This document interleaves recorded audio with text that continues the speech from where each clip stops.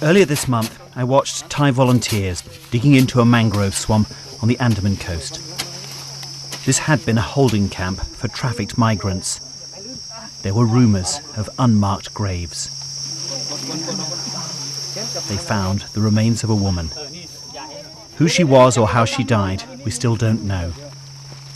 But we do know a lot more about the brutal human trade into which she'd been drawn. 6 months earlier, in the same area, we'd filmed a group of Bangladeshi men right after they'd been rescued from traffickers. They'd been found by local officials, half-starved and traumatised, in the mangroves. We realised then that a smuggling business originally built on Rohingyas fleeing from Myanmar was expanding. What you saw in Thailand until very recently was networks of people smugglers and traffickers making a tremendous amount of money, paying corrupt local and national officials to either help or look the other way, and facilitating the movement of these people into Malaysia. It was a secret trade, hidden in the rubber plantations that cover southern Thailand. A 16-year-old Rohingya boy took us to the jungle camp where he'd been held with 600 others. For his safety, we've concealed his identity. They demanded a huge ransom, he said, making him phone his family. And when they couldn't pay, he was beaten. He showed me where they slept in the open, and where he said he saw people raped and killed. This young woman also escaped from a different camp. When we spoke to her, she was hiding in a safe house. Since then, she's managed to reach Malaysia. I want to tell everyone back at home, please don't come here. If you come here, you will end up in a terrible situation. This is worse than what you are escaping. They don't even provide food for the children. All they do is torture us. If you are to die, I beg you, die back home, don't come here.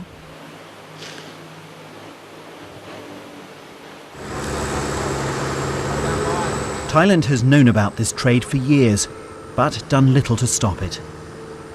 We were allowed to join a military patrol along the coast where the smugglers land their victims, but they seldom caught anyone. Well, we know that boats have been dumping their human cargoes right in this area. That's why we're searching these mangrove swamps. But the sheer size and forested nature of this coastline dwarf the very limited resources that the Thai authorities are putting into this operation.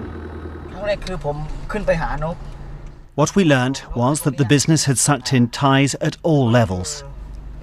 This young man showed us areas around his village where holding camps had been set up among the rubber trees.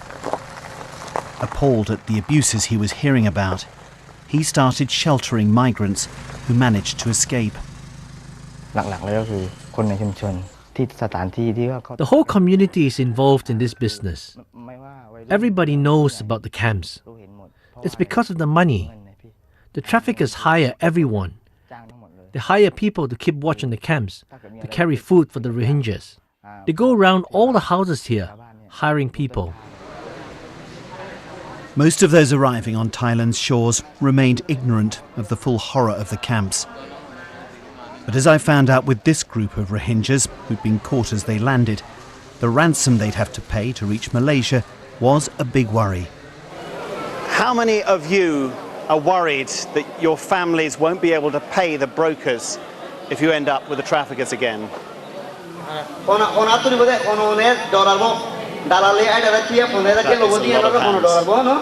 But as Mohammed, a school teacher from Rakhine State, told me, they felt they had little choice but to risk the abuses of the traffickers. The Myanmar Buddhist monk and government's military, they all are arrested us. They are beaten, and we don't have any way to escape our life. The Myanmar government, so bad and bad.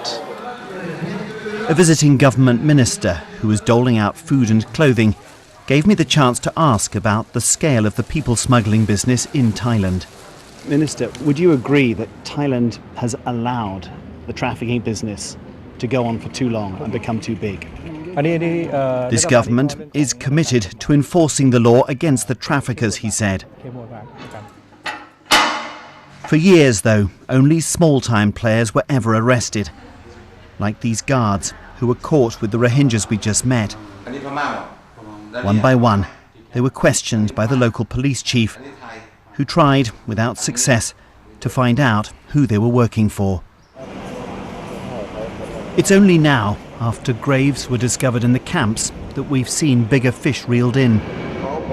This powerful businessman from the south was arrested this week, although he maintains his innocence of any involvement in trafficking. Last year, when I began investigating this trade, few Thai officials were doing much about it. Manat Pientong, a district chief on the Andaman coast, was one. He'd rescued several groups from the traffickers, and he ran his own roadblock to stop them from being transported to the camps further south.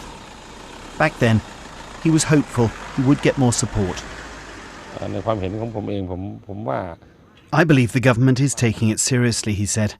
There are investigations now which could lead to arrests, not just the small players, but the big ones as well. 6 months later, he is no longer alone. And still, the full measure of official involvement in trafficking here has yet to be exposed. Jonathan Head, BBC News, Southern Thailand.